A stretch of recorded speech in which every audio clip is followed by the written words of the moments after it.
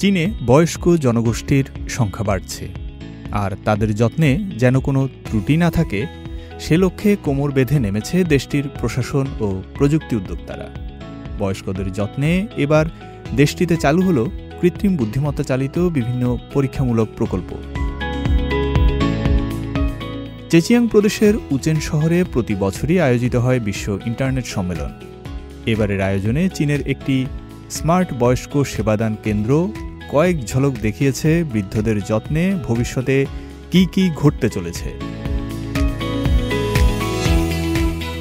এই কেন্দ্রের বয়স্ক বাসিন্দাদের আইডি কার্ড সঙ্গে থাকলেই হলো, তাতেই প্রতি মুহূর্তের নড়াচড়া আর শারীরিক সমস্ত কসরত রেকর্ড হবে স্বয়ংক্রিয় সিস্টেমে। ৯০ বছরের ইউর এখন প্রতি ঘণ্টাতেই বিশেষ যত্নের প্রয়োজন হয়।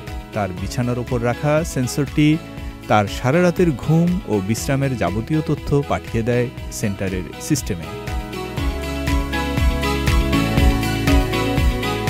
কৃত্রিম বুদ্ধিমত্তা, রোবোটিক্স এবং স্বাস্থ্য সেন্সরের মতো ডিজিটাল সরঞ্জামগুলো যত সমন্বয় করে কাজ করতে শুরু করেছে, ততই এ খাতে দেখা গেছে আশাব্যঞ্জক অগ্রগতি।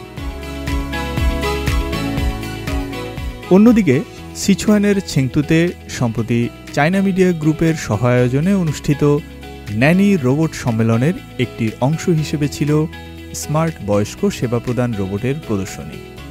2 দিনের এই প্রদর্শনীতে দেখানো হয়েছে বয়স্কদের সেবায় কী করে কৃত্রিম বুদ্ধিমত্তাকে সমন্বিত করা যায়।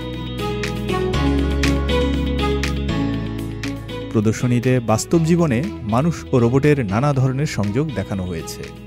দৈনন্দিন জীবনের বিভিন্ন কাজ থেকে শুরু করে ফিটনেস ও চিকিৎসা পরামর্শে প্রযুক্তিগত সমন্বয়ের রূপরেখাও দেখানো হয়েছে এতে।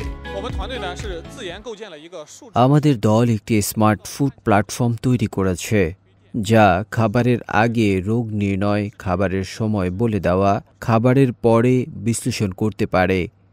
ডিজিটাল ও বুদ্ধিমান প্রযুক্তি ব্যবহার করে একটি উন্নত জীবন গঠনে কাজ করে চলেছি আমরা। প্রদর্শনীতে এমন একটি যন্ত্র দেখানো হয়েছে যা ব্যবহার করে নিরাপদে বয়স্কদের সিঁড়ি দিয়ে ওঠানামা করানো সম্ভব। তবে বিশেষজ্ঞরা এও উল্লেখ করেছেন যে বয়স্কদের যত্নের সমস্ত দিক স্বয়ংক্রিয়ভাবে হতে পারে না।